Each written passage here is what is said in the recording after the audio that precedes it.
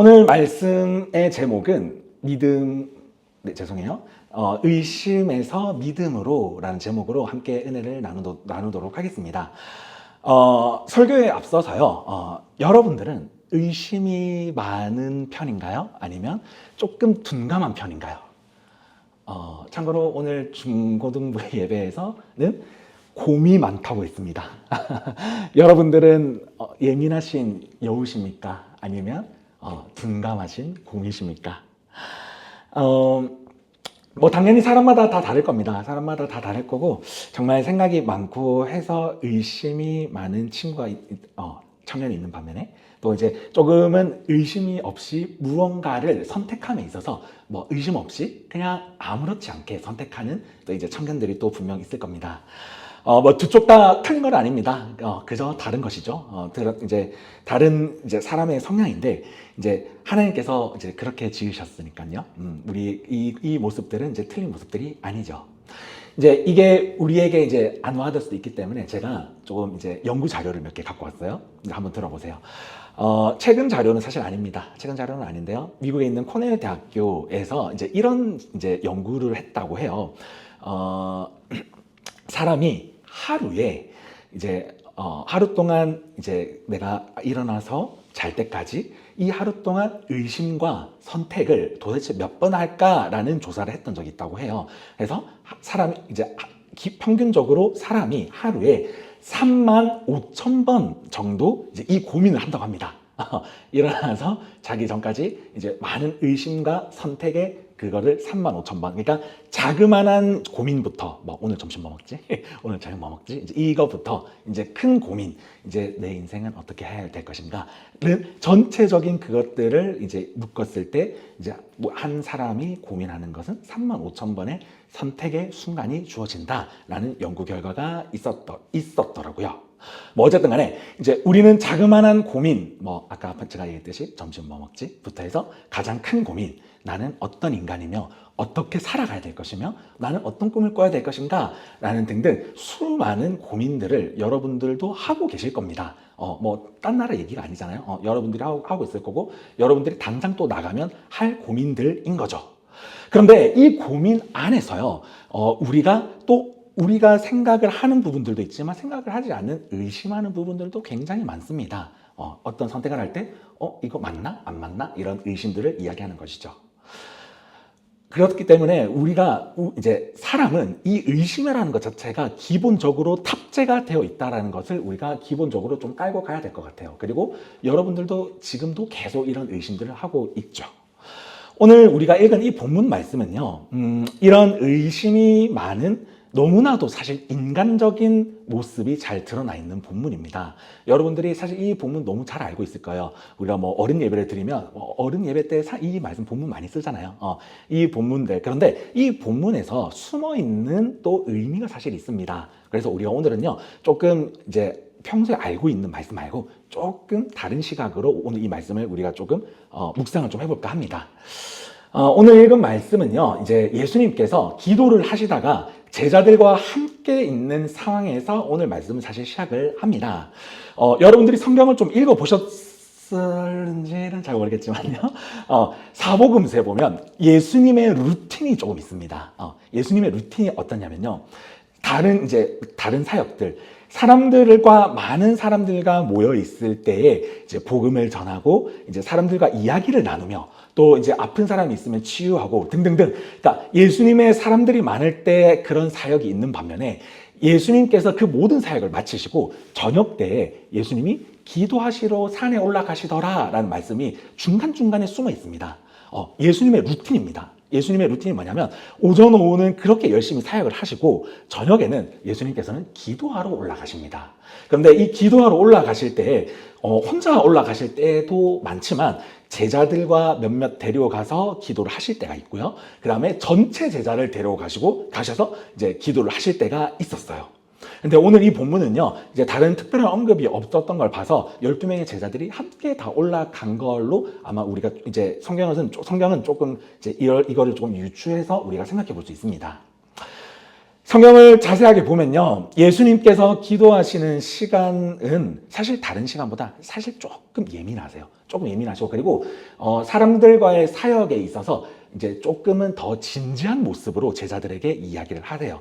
그리고 조금 예수님의 본심을 조금 이 기도 시간에 이제 제자들에게 이야기를 하시는 모습들을 볼 수가 있는데, 오늘 이 본문이 사실 이제 예수님께서 조금 진지하게 이야기하는 본문 중 하나입니다.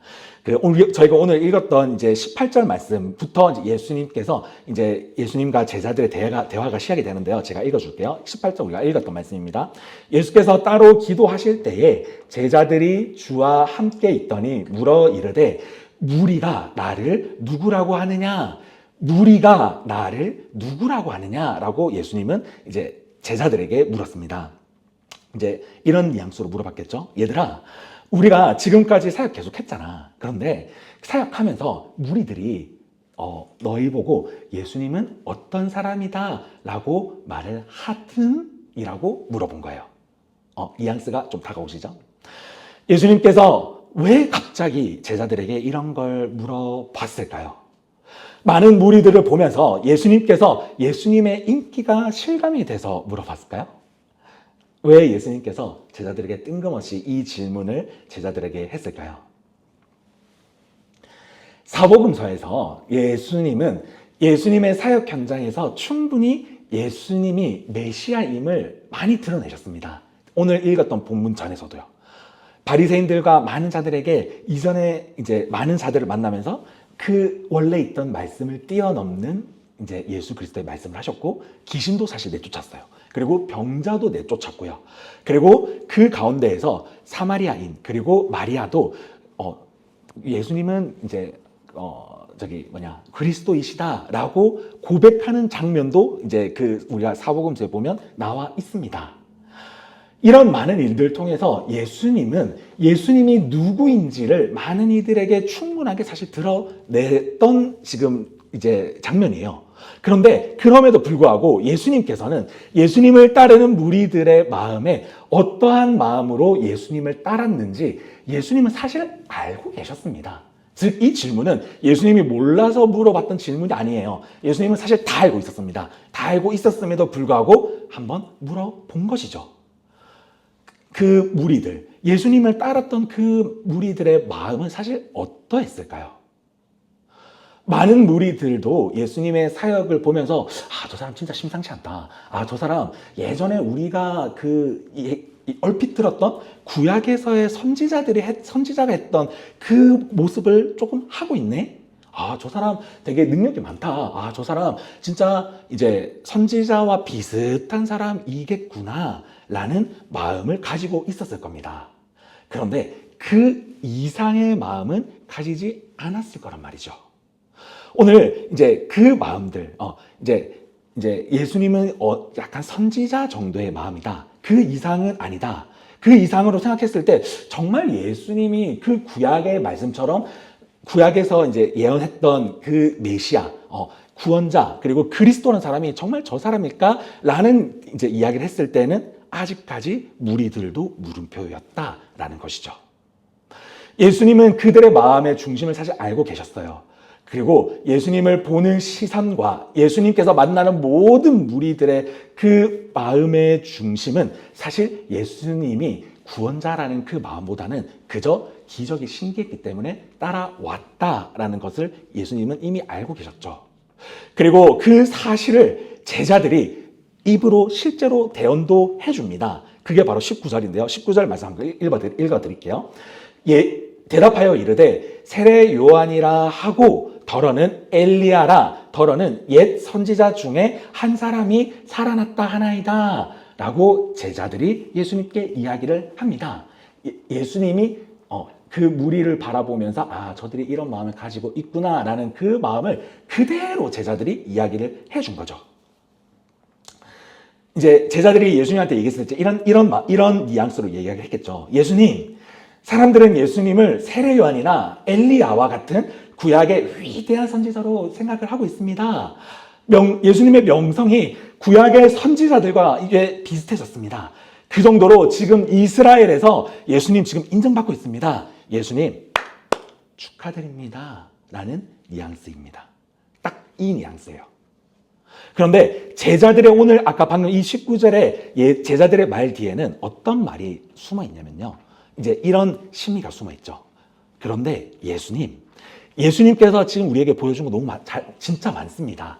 예수님께서 우리에게 많은 이적들 많이 보여주셨어요. 그런데 예수님이 메시아이고 우리를 구원해 주실 분이라는 그 말씀들도 예수님께서 간간히 하셨어요. 그런데 예수님 아직까지는 우리는 믿겨지지가 않습니다.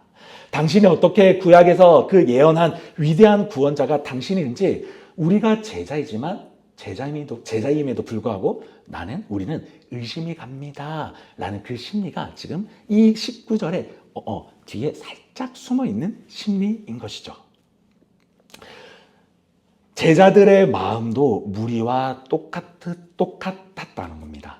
아니, 어쩌면 예수님을 따랐던 이 제자들은요, 예수님을 단순하게 의리를 지킨다는 그 마음으로 예수님을 따랐을 수도 있고요. 아니면 예수님이 어쩌면 옆집 아저씨같이 되게 친근했기 때문에, 예수님이 우리를 계속 잘 챙겨주니까 따라다니면서 예수님이 가끔씩 또 이제 잊을 만한 쯤 되면 신기한 걸 보여주니까, 너무 재밌다라는 마음으로 제자들이 따랐을 수도 있어요.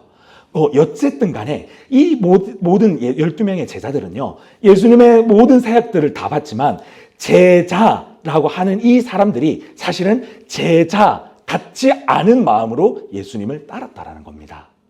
이들의 마음 한가운데에는 이 의심, 예수님에 대한 의심이라는 마음이 한가득하게 그 마음을 가지고 예수님을 계속적으로 따랐다라는 것이죠. 말 그대로 제자였지만요, 예수님을 불신하는 제자 아닌 자들이라는 것을 우리가 오늘 이 19절 말씀을 통해서 조금 유추해 볼 수 있습니다. 이런 모든 상황을 아셨던 예수님은요, 한 번 더 이 제자들에게 질문을 하는데요. 오늘 예수님께서 질문하는 이 두 번째 질문이요, 이제 오늘 우리가 묵상할 핵심 질문인데요. 바로 20절 말씀이에요. 20절 말씀 혹시 20절 말씀 우리 살짝 졸리죠? 20절 말씀 함께 읽어볼게요. 지금 성경 다 펴고 있죠? 20절 말씀 우리 함께 덮었군요. 덮었어요? 덮었으면 제가 읽을게요. 좋아요. 제가 읽겠습니다. 20절입니다. 예수께서 이르시되 너희는 나를 누구라 하느냐? 베드로가 대답하여 이르되 하나님의 그리스도시니이다 하니. 아멘. 예수님께서 두 번째 질문을 하십니다. 얘들아, 너희가 처음부터 끝까지 나를 계속 따랐잖아. 그리고 내가 너희를 제자라고 불렀는데, 자, 그러면 무리들은 그렇게 생각을 했다고 한다면 너희들은 나를 어떻게 생각하니? 라고 이제 예수님은 물어보셨습니다. 지금 아까 방금 제가 제자들의 마음이 어땠는지 얘기했었죠. 예수님께서 12 제자들을 이렇게 한 명씩 한 명씩 눈을 마주치면서 너희는 나를 누구라고 생각하니? 라고 물었을 때 제자들이 마음이 어땠을까요? 제자들 마음 가운데 의심이 가득한데 예수님이 너희는 나를 어떻게 생각하니? 라고 이렇게 한 명 한 명씩 바라보면서 물어봤을 때 성경에는 기록되어 있지 않습니다. 그런데 아마 가뿐 쌓이지 않았을까요? 각자가 눈치를 바라보면서 야, 이거 어떻게 하지? 뭐라고 얘기를 하지? 라고 이야기했지 않았을까요? 아마 예수님께서 이 질문을 하고 나서 아마 정적이 있었을 겁니다. 각자가 눈치를 보면서 이 상황을 어떻게 해야 되지? 예수님께 우리가 뭐라고 대답을 해야 되지? 라고 그 12명이 각자가 눈을 돌려가면서 아마 본인들 12명 모두가 사실은 같은 의심의 마음을 가지고 있었다는 것을 그때 그 순간 다 느꼈을 것입니다. 그런데요, 그때 이제 용기를 가지고 의지를 가지고 대답하는 사람이 한 명 있는데 그 사람이 바로 베드로였습니다. 베드로가 우리가 알다시피 이제 이런 고백을 합니다. 아까 우리가 방금 읽었듯이 20절 후반절이에요. 베드로가 대답하여 이르되 하나님은 그리스도시니이다 하니 라는 고백을 해요. 우리가 이 이제 말씀을 묵상하면서 굉장히 오해를 합니다. 베드로의 이 고백, 주님, 주님은 하나님의 그리스도이십니다. 마태복음에서는 조금 더 정확하게 이야기를 해요. 베드로가 대답하여 이르시되 주는 그리스도시요 살아계신 하나님의 아들입니다. 라고 고백을 합니다. 이 고백, 베드로의 믿음의 고백이었을까요? 이 고백은요, 베드로의 믿음의 고백이 아닙니다. 이 고백은요, 믿음에 의한 고백이 아니라요, 베드로는요, 이 12제자와 동일한 의심을 가지고 있었어요. 베드로도요, 이 12명의 제자와 같이 의심을 가지고 있었고, 그리고 예수님을 따르는 무리와 같이 의심의 그 한 가득 가지고 있었어요. 그런데 그 무리와 다른 점, 그 12제자와 다른 점 무엇이냐면요, 마음은 똑같았지만 예수님 앞에 의도적으로, 그리고 예수님 앞에 내가 그 마음은 아니지만, 큰 마음은 아니지만 내가 예수님께 이 고백 한번 해보겠습니다. 내가 용기를 가지고 주님 앞에 이 고백 해보겠습니다. 내가 주님 이 믿음의 고백, 이 믿음조차 없지만 내가 예수님께 이 고백으로 주님 앞에 나아가 보겠습니다. 라는 이 베드로의 의도가 있었던 고백입니다.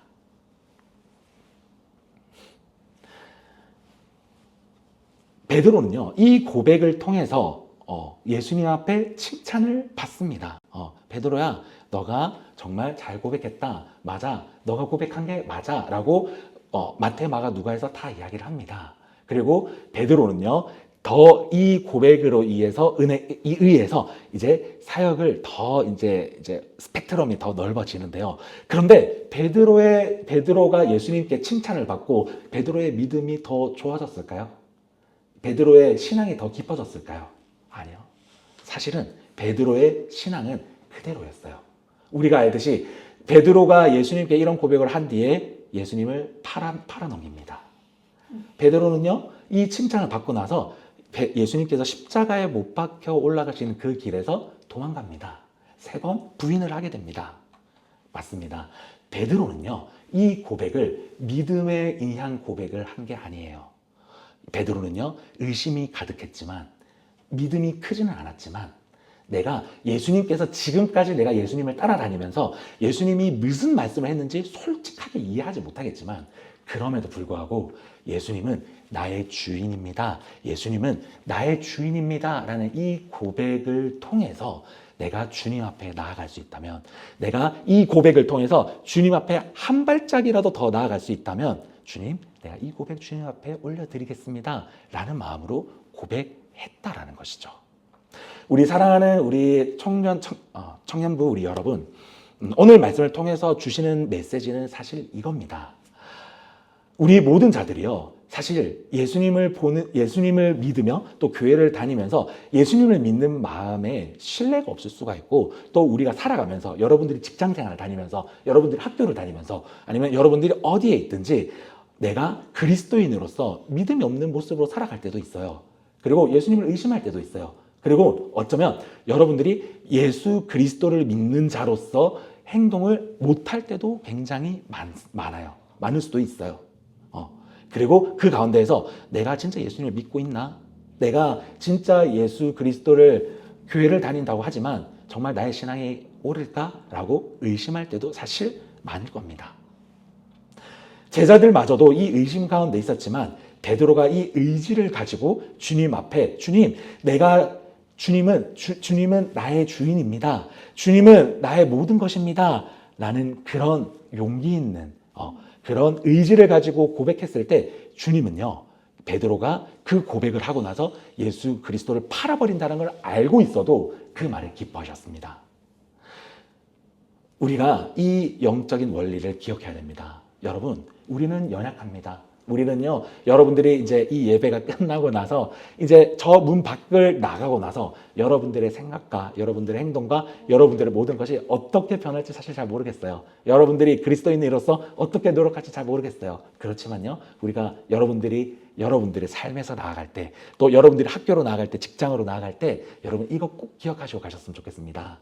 여러분 마음 가운데요, 여러분이 의심이 있어도, 여러분 마음 가운데 큰 믿음이 없어도 주님은 나의 주인이십니다.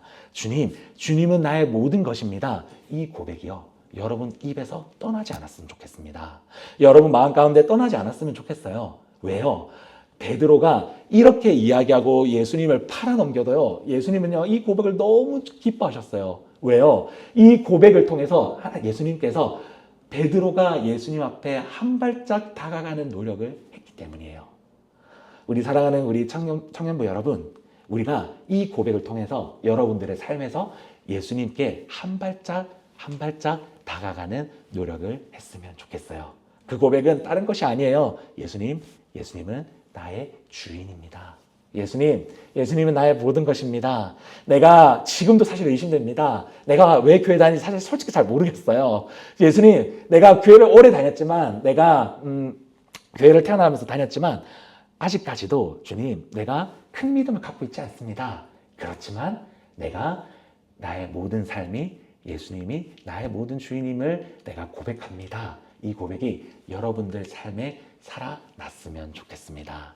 그래서요, 여러분들의 일주일의 삶이요, 그저 오늘 이 말씀을 듣고 끝나는 것이 아니라요, 여러분들이 이 말씀을 이루어 나아갔으면 좋겠습니다.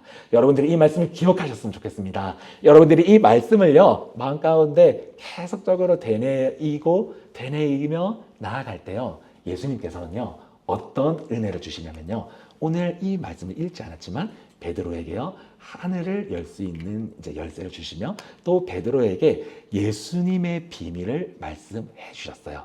이와 같이요, 여러분들의 이 고백이 있을 때요, 여러분들의 삶에서 예수님이 여러분들과 어떻게 함께 하실 것인지, 예수님께서 여러분들에게 어떤 은혜를 주시며 어떤 길을 펴 나가실지 예수님은요, 여러분들 마음 가운데 말씀해 주실 겁니다. 오늘 이 말씀 꼭 기억하여서요, 여러분 삶에서 주님이 나의 모든 것입니다 라고 고백할 수 있는 저와 우리 모든 청년들이 되기를 예수 그리스도 이름으로 간절히 축원합니다.